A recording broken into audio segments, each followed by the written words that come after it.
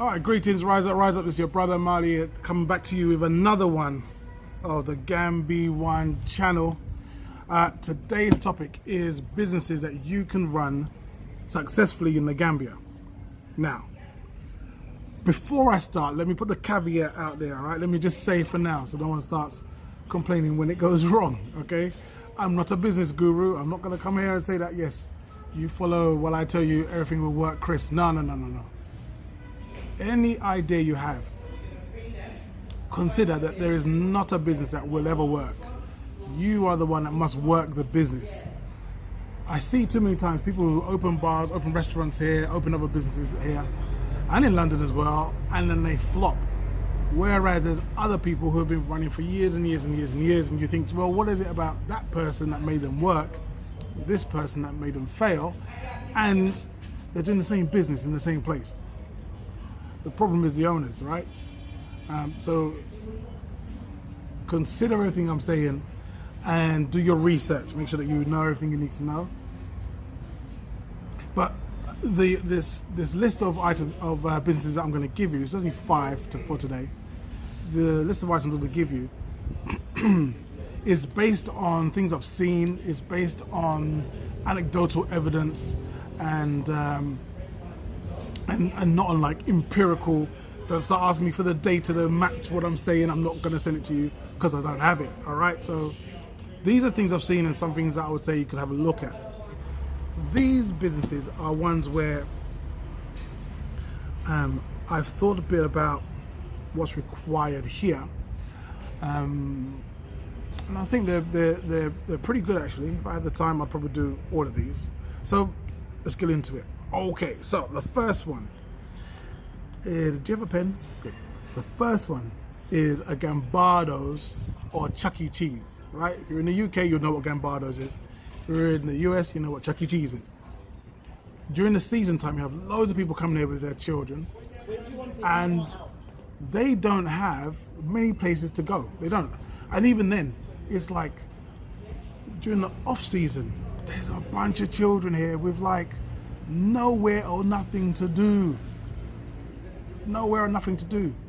So people are looking and spending on places where they can take their children for them to be able to run riot, and it's safe. And mum and dad can chill and relax, and and drink a Sprite or something. Perfect little business that you can do here. It doesn't have to be as amazing, as a Gambardo's, or for example. Then you have to be indoors. You can actually do it outdoors, but do an indoor one. So when the rainy season comes, they've still got somewhere to take their children. Have a look into that. I think that'd be a pretty cool business to do. The second one I'm looking at is what we've got down here: juice bar. A juice bar, and where your focus would be is on health. So on the beach, there's like a bunch of people. Every 2 minutes you come up against someone who's selling juice. But what they'll do is they've got no refrigeration out there. So it's this warm or tepid, insipid juice that you're like, and it's not, you don't know if it's gonna be good for you or it's gonna ruin your night, you know what I mean? Whereas what you understand as a juice bar, if you're living in London or wherever, Manchester or whatever, a juice bar could mean that you can have a whole menu of different juices, different items. You can add, take away, do mixes, whatever you want. And you could do it as smoothies or juices, whichever you prefer. That would be something which would be relatively low cost. It would just be a matter of get the juicing machines over here and so on. Get some good Vitamixes to be able to mix your stuff up.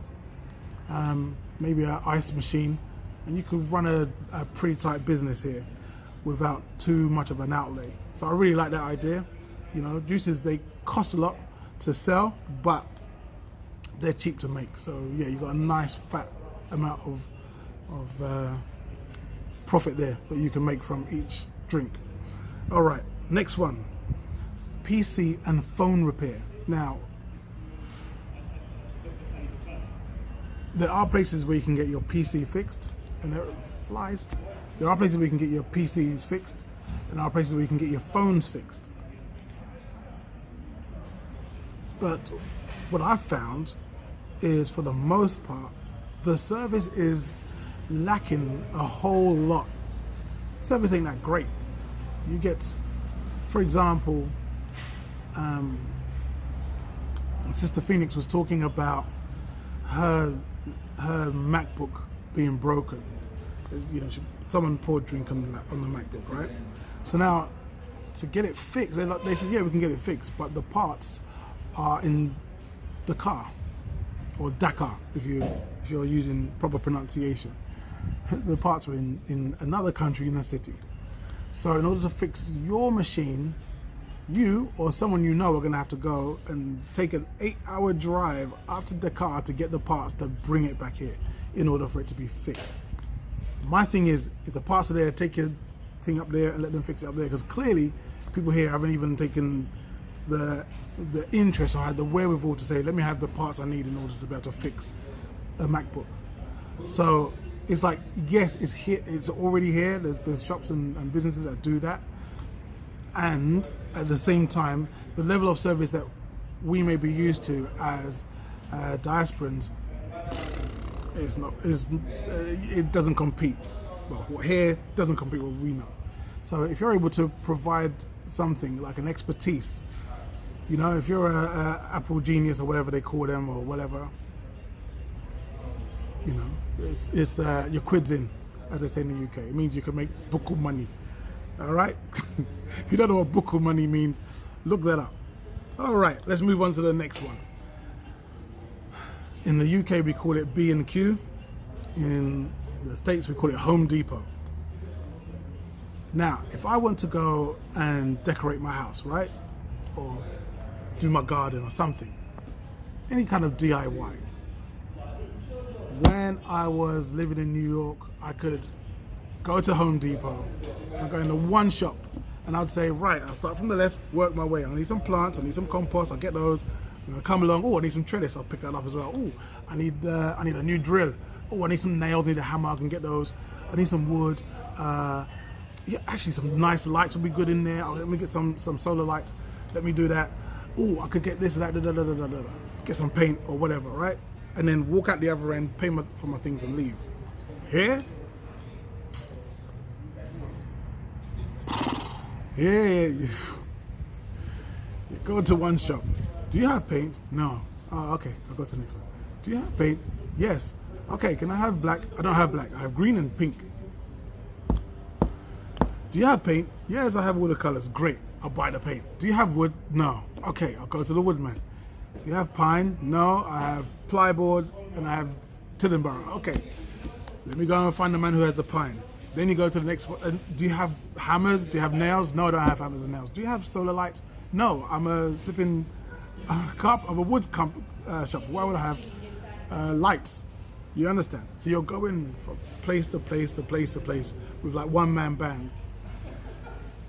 And what would take literally 45 minutes in B&Q or Home Depot would take 4 to 5 hours here. You're absolutely knackered and you've only got like 3/4 of the stuff and you gotta go back again. So one shop, if you had one person who knew a little bit about, you know, that kind of thing, would take a trip over to China and get the bits and pieces, had the pockets to be able to do that, boy, you will make mad bank if you could do that. So have a look at that as an option, yeah? And the last one for today, number 5, is very simple. It's nice and cheap and easy to get into. It's already here, but like the other examples I gave you with the juice bar, PC phone repair, and you know, the Home Depot kind of thing, it's not being done well. And that is Uber Eats or Deliveroo or one of those kind of companies. So now all our restaurants, right? All these restaurants, we're having to get into the whole thing of delivery and takeaway. Here it is, Takaya again, she's been in the video before. We're going into there's a lot of people getting into the whole delivery service here. We haven't done that so much here. Always it's been come in, sit down, get a mat, you know, a placemat, knife and fork and glass, and it's a whole to do. And what COVID has forced people to do is start looking at deliveries and so on and so forth. You know, before coronavirus became a thing, let me change hands. Before coronavirus came a thing, I was saying that I wanted to do delivery, and my staff were like, no, you can't do that. That's never going to work here. So my question was, well, of course it's going to work here. Why would it not work? And the reason they gave was, well, nobody here does that. Nobody here does that. Everyone wants to go out to eat so that people can see them spending money on eating out. I didn't believe that was true, because I know that may be the case for Gambian people. You know, if it's not here, then it's just not something you do. But I know that there will be a whole bunch of people from outside of the country who are very used to being able to have deliveries. We bought a bike and we were able to, and we were busy delivering food. Now that coronavirus has hit, everyone's got to do delivery. So now there's these delivery companies that have been trying to set up. They've never been able to set up, but they've set up now.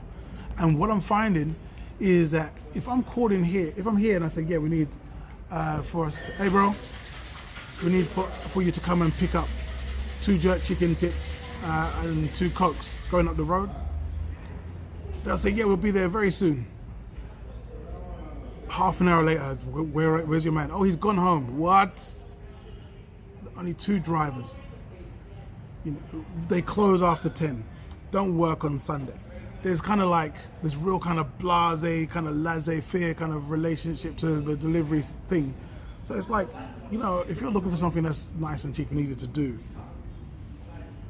you know, if you haven't got like you haven't got Home Depot money, or you don't have, you know, knowledge of like PC or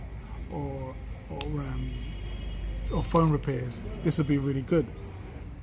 Employing people, what we were doing was employing someone like a security guard or someone like that who has access to money or assets. We would go to their house so we know where you live. So we wouldn't ask for your address. We will go to your house and meet your family, blah, blah, blah, so we know where you're there. All right, so that's the kind of things that would need to happen. Now, slight change of tack. What I haven't said is restaurants. And obviously the question would be, well, hold on, why would you run a restaurant and not mention restaurant as an idea? The reason why I wouldn't recommend running a restaurant is because there is so many moving parts to running a restaurant. It is so it is very, very constant. When you start looking at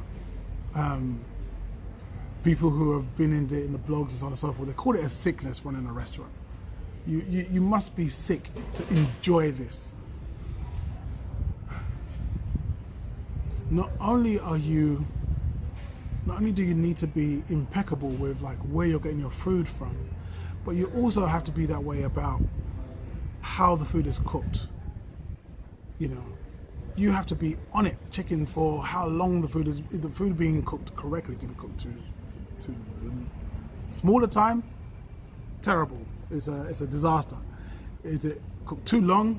Disgusting. It's burnt. You got to get it just right. At the same time, not only do you have to worry about that, but in this country, you got to worry about that as well as, is the electricity going to work? You know, what happens if something else fails that you are relying on? Do you have backups and backup for backups? I spoke about this when I was talking with Aisha May. I'll put a link above. I'll put a link there. But this is what I said to Aisha May. I was thinking about, yeah. You know what? There's a parable in the Bible, right? Got something like this. It's been a long time, so I'm going to get it wrong. But it went something like, the wise man builds his house Yes. on the rocks. Right. And the foolish man builds his house on the sand. Okay. And the idiot builds his house in the Gambia. Right? Something like that. I can't remember. The reason being is that things are always shifting. It's like building on sand sometimes. Right. Because I never knew the importance of a generator. Sorry. It's a bee. So Yeah. I don't, you were in orange. It's gonna happen. I don't like them. Okay. Yeah. It's gone now. It's Yeah. gone. Yeah. I never knew the importance of a generator. Yeah.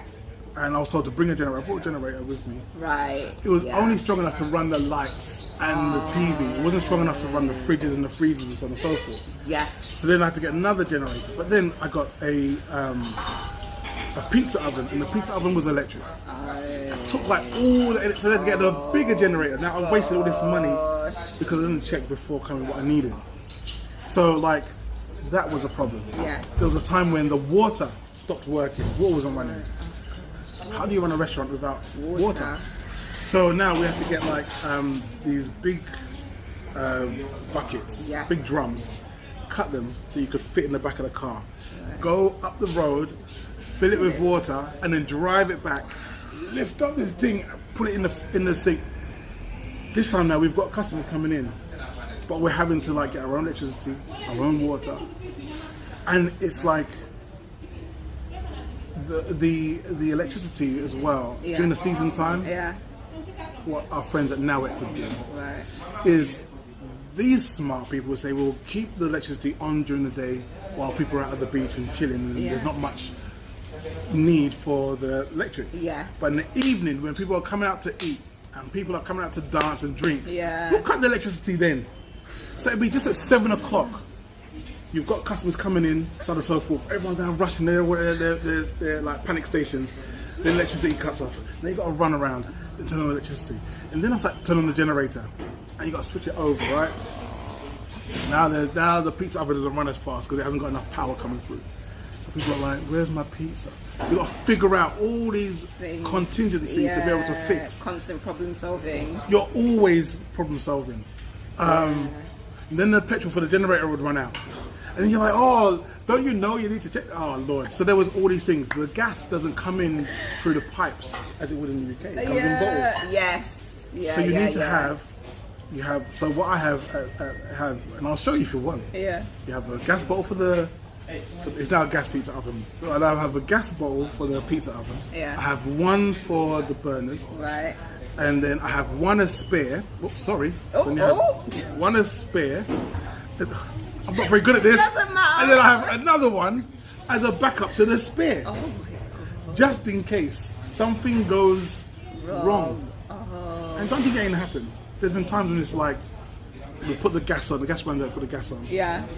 But then the connection isn't tight enough and there's gas that's escaping. So then you go, all right, use a spare one and put that on, and now you're running. Wow. Hi, how are you? Hi.